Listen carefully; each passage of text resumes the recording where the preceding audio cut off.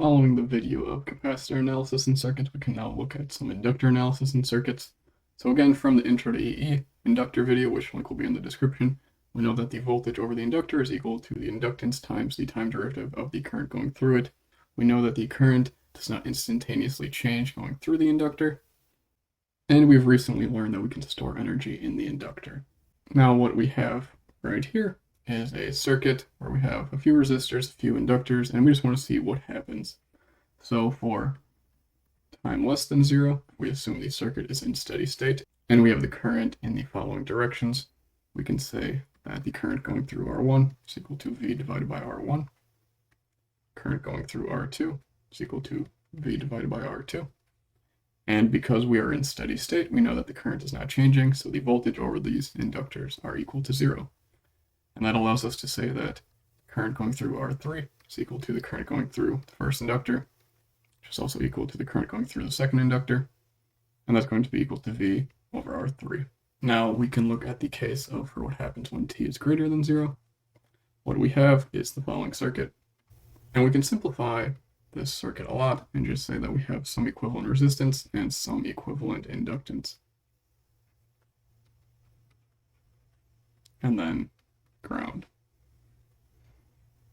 And our equivalent resistance is just equal to parallel combination of R1 and R2. And then that's summed with R3.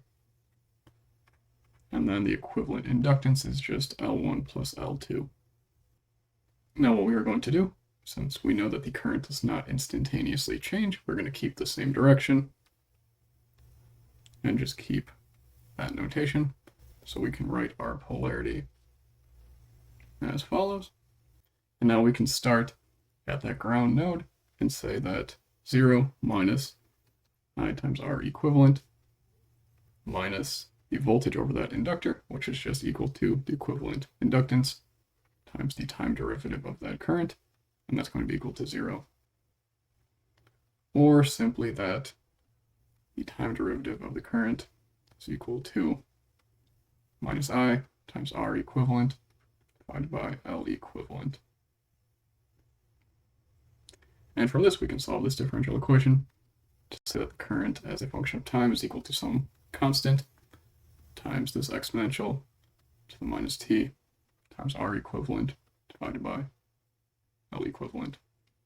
Now we can solve for this I naught coefficient by the initial conditions for what the current was through the inductors when we were in that steady state. So at just before 0, we know that the current will be equal to just after 0, since this current is the current going through the inductor. And that will just be equal to V over R3. So if we plug in t equals 0 to this equation, we're just able to say that I naught equals V over R3. Now we can plug in this current simply as V over R3 times this exponential e to the minus t times R equivalent over L equivalent. And this is our inductor current as a function of time. So we've gone over some circuit analysis with capacitors and resistors, and now inductors and resistors.